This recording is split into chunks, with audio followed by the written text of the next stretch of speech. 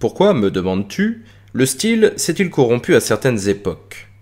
Comment le talent a-t-il pu tomber dans certains travers, en mettant à la mode tantôt la boursouflure et le délayage, tantôt le rythme chantant qui casse la continuité du discours? Pourquoi prise-t-on parfois les jugements hardis et suspects, parfois les sentences laconiques et sibyllines, incompréhensibles à la première écoute? Pourquoi fut-il un temps où l'on s'arrogea le droit d'utiliser sans vergogne la métaphore? En voici la raison. Tu l'entends fréquemment formulée, et chez les Grecs, elle est passée en proverbe. Tel style, telle mœurs. Chacun parle comme il agit. De même, le style est parfois à l'image des mœurs d'une époque. Si la Constitution est en danger et que l'État s'abandonne aux voluptés, la mollesse du style est le signe du relâchement général, à condition toutefois qu'elle ne soit pas le fait de quelques individus, mais soit adoptée par l'ensemble des citoyens. Il ne peut y avoir une couleur pour l'intelligence, et une autre pour l'âme. Si l'âme est saine, bien constituée, sérieuse, modérée, l'intelligence, elle aussi, est ferme et mesurée. Quand l'une est gâtée, l'autre est aussi touchée par le mal. Regarde bien quand l'âme languit. Les membres se traînent et les pieds deviennent paresseux. Quand elle est efféminée, la mollesse apparaît dans la démarche même. Quand elle est ardente et fière, le pas s'élance à vive allure, et quand elle est en délire, ou ce qui ressemble au délire, en colère, le corps est perturbé dans ses mouvements, et au lieu de marcher, il s'emballe. Imagine alors le degré de contamination auquel l'intelligence est soumise. Tout entière liée à l'âme, elle est façonnée par elle. Elle lui obéit, elle lui demande sa loi. Le mode de vie de Mécène est trop connu pour qu'il faille ici décrire sa démarche, ses excès de raffinement, son désir de paraître et ses vices qu'il étalait sans vergogne.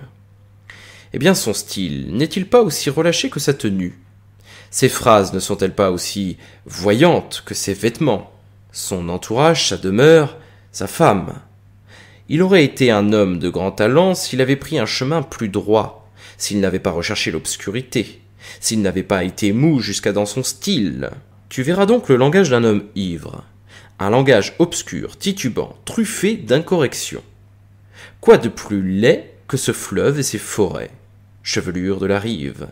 Vois comme ils labourent de leurs barques le lit de la rivière et laissent en balayant les eaux de leurs rames les jardins derrière eux.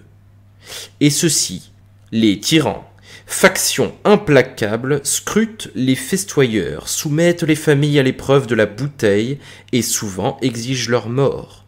Ou bien encore, le génie domestique qui à peine s'aperçoit qu'on le fête, le mince fil d'une bougie, la meule qui craque, le foyer, ce sont là les charges de la mère ou de l'épouse.